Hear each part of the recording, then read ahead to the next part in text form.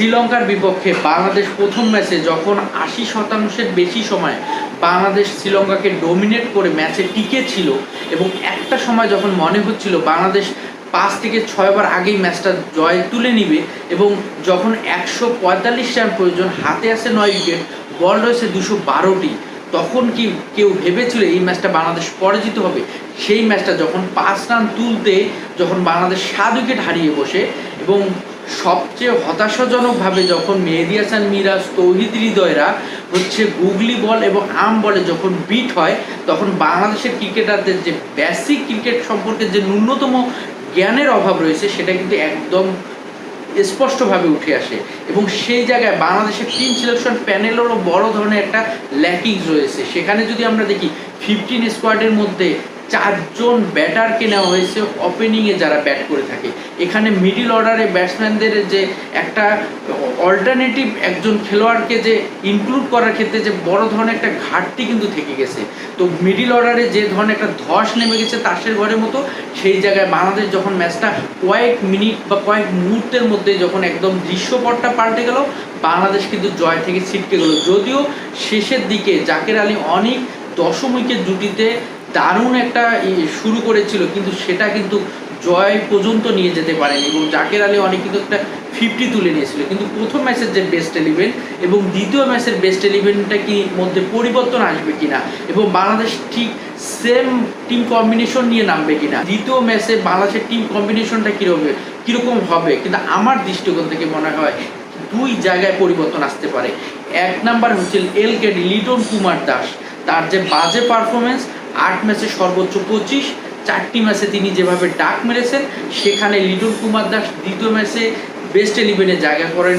নেওয়াটা অনেক বেশি চ্যালেঞ্জিং হবে এবং সেই জায়গায় মেহেদী হাসান মিরাজ যখন গত ম্যাচে প্রথম ম্যাচে যখন 6 নম্বর পজিশনে খেলেছিলেন, সেই মেহেদী হাসান মিরাজ হয়তো বা 4 নম্বর পজিশনে তাকে দেখা যাবে এবং সেই জায়গায় প্রথমে ওপেনিং স্লটটাতে পারভেজ হোসেন ইমন, তানজিদ হাসান তামিম এবং 3 নম্বর পজিশনে নাজমুল হোসেন শান্ত এবং 4 নম্বর পজিশনে মেহেদী হাসান মিরাজ এবং 5 নম্বর পজিশনে তৌহিদ হৃদয় এবং 6 নম্বর পজিশনে যদি আমরা দেখি, এখানে নতুন একটা মুখ দেখা যেতে পারে, সেটা শামীম হোসেন পাটোয়ারি। বাংলাদেশ কিন্তু 6 নম্বর বলারের একটা অপশন পেতে যাচ্ছে, সেক্ষেত্রে শামীম হোসেন পাটোয়ারি কিন্তু 6 বলার হিসেবে দারুণ কার্যকারী ভূমিকা রাখতে পারে এবং 7 নম্বর পজিশনে জাকের আলী অনেক এবং গত ম্যাচে তানভীর ইসলাম যদিও ভালো বল করেছিল, কিন্তু তানভীর ইসলামকে দ্বিতীয় ম্যাচে হয়তো বা রাখা না হতে পারে, যেহেতু রিশাদ হোসেন প্রথম ম্যাচে অসুস্থতার কারণে তিনি জায়গা করে নিতে পারেননি, সেহেতু দ্বিতীয় ম্যাচে তাকে দেখা যেতে পারে। যেহেতু বাংলাদেশে লেগ স্পিনার একটা বড় ঘাটতি রয়েছে এবং এরকম উইকেটে লেগ স্পিনাররা দারুণ কার্যকারী হয় প্রথম ম্যাচে, যেমন কামিন্দু মেন্দিজ এবং ওয়ালিন্দু হাসারাঙ্গা যেভাবে বিধ্বংসী হয়ে উঠেছিলেন, বাংলাদেশের ব্যাটারদের যখন চোখে ধুলো দিয়েছিলেন এবং যেভাবে একের পর এক উইকেট তুলে নিয়েছিলেন, সেটা যেমন বিরল একটা ইতিহাসের তৈরি হয়েছিল, যে ইতিহাস নেপাল এবং আমেরিকার সেই ইতিহাসকেও ছাপিয়ে গেছে। তো সেই জায়গায় বাংলাদেশের ক্রিকেটের যে 2 যুগের যে অর্জন, সেই অর্জনটাকে কিন্তু প্রশ্নবিদ্ধ করেছে এবং এখানে মুস্তাফিজ যখন প্রথম ম্যাচে 6 ওভার বল করে তিনি আর কিন্তু বোলিংয়ে আসতে পারেনি এবং সেখানে মুস্তাফিজের একটা ইনজুরি, তিনি কতটুকু ফিট থাকবেন, সেক্ষেত্রে মুস্তাফিজ যদি বাদ পড়ে তাহলে নতুন পেস বলার একজন কে হবে, তাসকিন থাকবেন, তানজিম হাসান সাকিব থাকবেন, তৃতীয় বলার হিসেবে হাসান মাহমুদ নাকি আপনার নাহিদ রানা। তো সেক্ষেত্রে হাসান মাহমুদের থেকে নাহিদ রানা এগিয়ে থাকার সম্ভাবনাটা অনেক বেশি এবং এই জায়গায় তানভীরের জায়গায় রিশাদ এবং লিটন কুমার দাসের জায়গায় বেস্ট 11-এ যুক্ত হবে শামীম হোসেন পাটোয়ারি। বাংলাদেশকে যদি সিরিজ বাঁচানোর লক্ষ্যে বাংলাদেশের বেস্ট 11-এ পরিবর্তন আসবে 2 জায়গায়, সেক্ষেত্রে বাংলাদেশের যদি আমরা বেস্ট 11টা আবারও প্রথম থেকে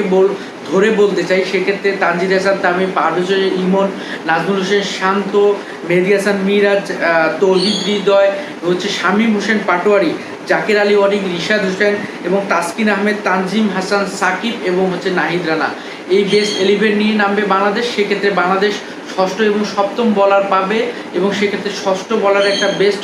অপশন তৈরি হবে এবং বাংলাদেশের 8 জন ব্যাটসম্যান নিয়ে